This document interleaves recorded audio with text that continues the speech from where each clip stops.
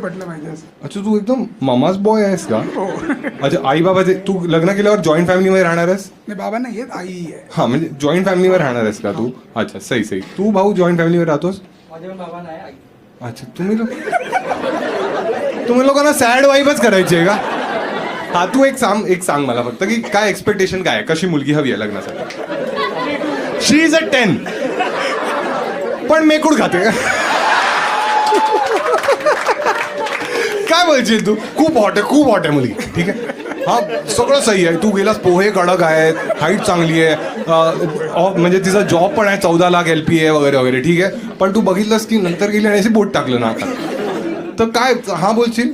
नाही, आधी बघितलं तर नाही बोलले. मग कधी बोट टाकेल? नंतर लग्नानंतर टाकलं तर काय करशील?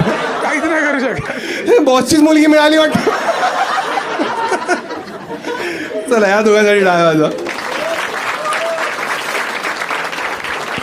अजून कोण आहे? कोणाची बोलूया?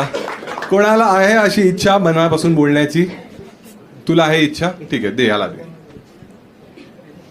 तू एकदम फॉर्मल कपड्यात आलायस असं वाटतं रे मला. जॉबवरून आलायस? नाही कॉलेजमध्ये. अच्छा अच्छा. अरे, छोटा आहेस तू. किती वर्षाचा आहेस? 17. अरे, खूप छोटा आहेस तू. ए बडे अच्छे.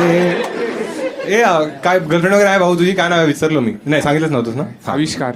आयुष? आविष्कार. आविष्कार बाबांनी केलेला. अशी काय तुझी 7 बोटं वगैरे आहेत का? नाही. मग असं काही वेगळं तर नाही ना? आविष्कार नाव का ठेवलं बाबांनी? आईने ठेवलं, बाबांनी ठेवलं की आत्याने? पप्पांनी ठेवलं. कधी विचारलंस तू? नाही, म्हणजे त्यांना 8ला आवडायचं, तर मग म्हणून. काय आवडायचे? 8. एक 8 बघितलंस ना? बाबा पण बुलबुलैयावर नाचायचे का?